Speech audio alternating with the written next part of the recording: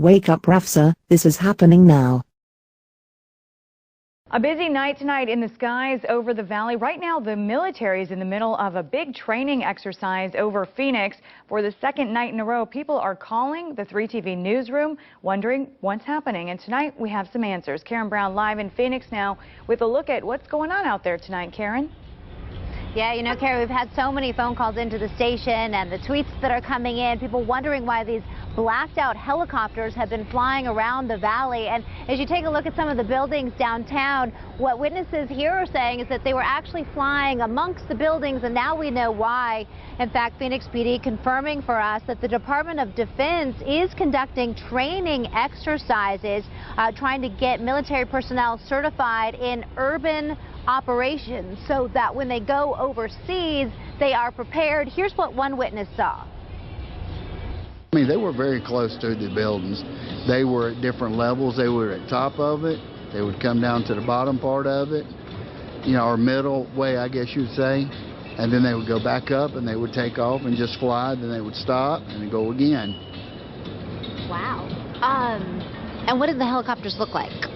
It was hard to say because it was dark and they were blacked out. I mean, very few lights on them.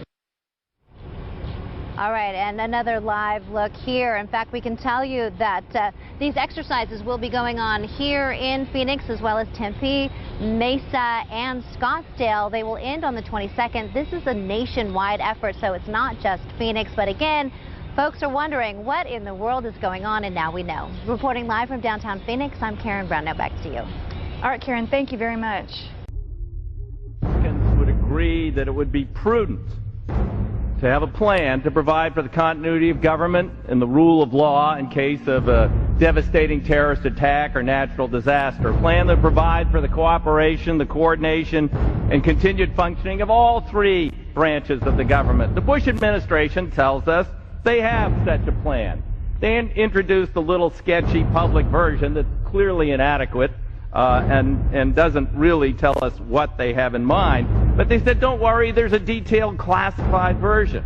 But now they've denied the entire Homeland Security Committee of the United States House of Representatives access to their so-called detailed plan to provide for continuity of government. They say, trust us.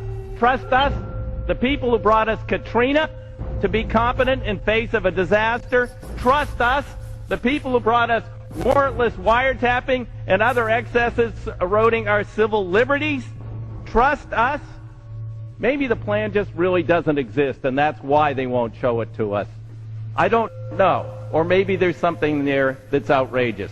The American people need their elected representatives to review this plan for the continuity of government. Gentleman's time has expired. For what?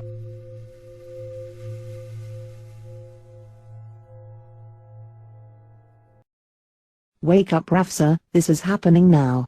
FEMA plans to imprison American citizens have generated a lot of interest around the country in locating the potential prison camps throughout the country. These may be facilities currently being used as prisons, such as those you saw earlier, or prisons that are being built supposedly in the name of the war on drugs, or facilities that have other uses but which could be quickly used to detain large numbers of people, such as this Amtrak facility in Beech Grove, Indiana. We're standing now in the main parking lot, which doesn't look too sinister. At this level, it is a very large parking lot, fenced on all sides by fence topped by barbed wire. It also has these electronically operated turnstiles.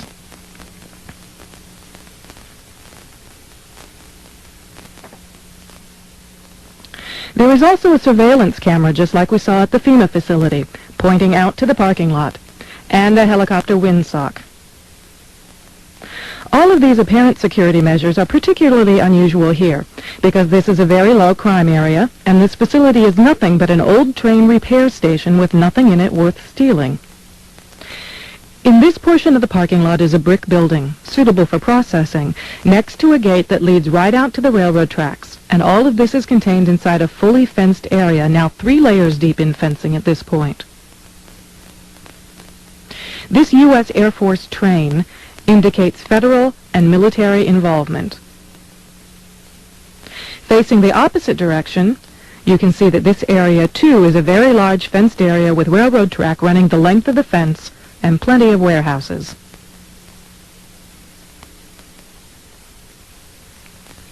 This facility was supposed to have closed in June of 1993, yet instead several $1 million in federal funds have been spent on supposed renovations over the past.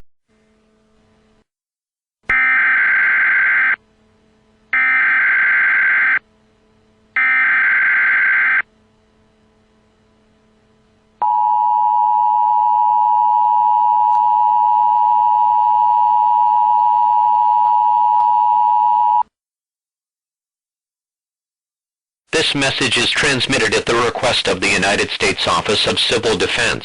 At 3:40 p.m. Pacific Standard Time, NORAD detected a long-range nuclear missile launch in North Korea. This missile is believed to be headed in the direction of the Los Angeles metropolitan area. It is believed that it will impact this area within the next 1.5 to 2 hours. All residents within a 400-mile radius of this area should seek a fallout shelter immediately. Fallout is a product of nuclear attacks. Prolonged exposure to fallout will result in certain death.